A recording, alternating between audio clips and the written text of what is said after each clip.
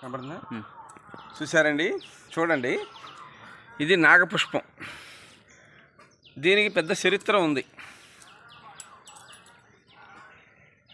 ఒక్కరోజు వచ్చి ఈ పుష్పము 3 రోజులు ఉంటుందండి. 3 రోజులు. నేను ఇటు చూపించు, తెల్లవారుజామున 4 గంటలకి ఒక స్థావరం నుంచి ఈ తల్లి నేను తీసుకొస్తాను. అంటే విజయవాడ వెళ్తున్నాము.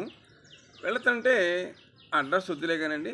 వెళ్తుంటే విజయవాడలో ఒక పక్క అంటే ఒక చెత్త మరుగులాగా ఉంది. ఇలాంటి చెట్టు మీరు చూసే ఉంటారు. కాకపోతే ఈ చెట్టుకున్న మహస్యం వేరు, ఈ చెట్టుకున్న ప్రాధాన్యత వేరు. నేను తీసుకొద్దాం అనుకుంటున్నాను. రేపు మా పని ఇదైపోతుంది. 3 గంటలు లేచాము. ఆ రోజు అకస్మాత్తు లెగవాలనిపించింది. లేచి వెళ్ళి పొలుగు తీసుకొని వెళ్ళి మావిడ నేను ఆ నుంచుంది.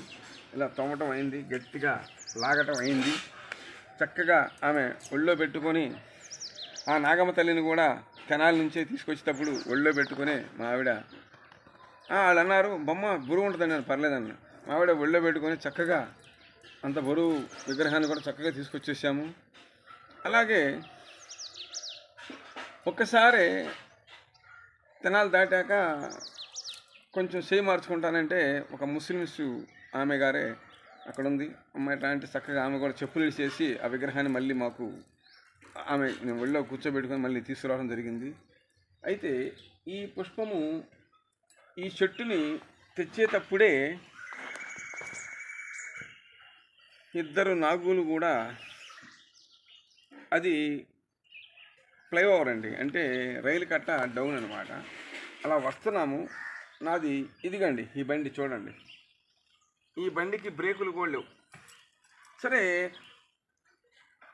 ఇట్లాగా కనేసుకొని ఇలా లాక్కొని వెళ్ళిపోతున్నాడు ఆయన.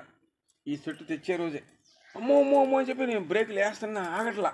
అమ్మో అమ్మమ్మ అనుకోడు. చూసేపటికల్లా ఇద్దరు కూడా వెళ్ళేవాళ్ళు ఇలా లేచారండి. ఇంకా ఇలా చూశారు, దండం పెట్టుకున్నా, చక్కగా వెళ్ళిపోయారు. దాని ప్రాధాన్యత ఏంటంటే ఈ మొక్క పెట్టాను, ఈ మొక్క తెచ్చే రోజే ఆ విషయం జరిగిందనమాట. అలాగే ప్రతి ఒక్క మొక్క కూడా చూడండి పడిగిలాగా ఉంటుంది. ఇదిగోండి చూడండి, చూసారా? 3 రోజులు ఉంటుందండి ఇదే పుష్పం. ప్రతి ఒక్కరు కూడా చూడండి. ఏ చెట్టుకి ఏ ప్రాణం ఉందో, ఏ చెట్టుకి ఏ దైవశక్తి ఉందో ఎవరు చెప్పలేరు. అలాగే మాలిచెమ్మ తల్లి వేప చెట్టు, రావి చెట్టు విష్ణుమూర్తి, తులసి చెట్టు, జమ్మి చెట్టు జమ్మిదేవుడు. అలాగే నాకు ఈ విధి అనేది, ఈ చెట్టులో ఒక దైవం అనేది నాకు కనపడిందండి.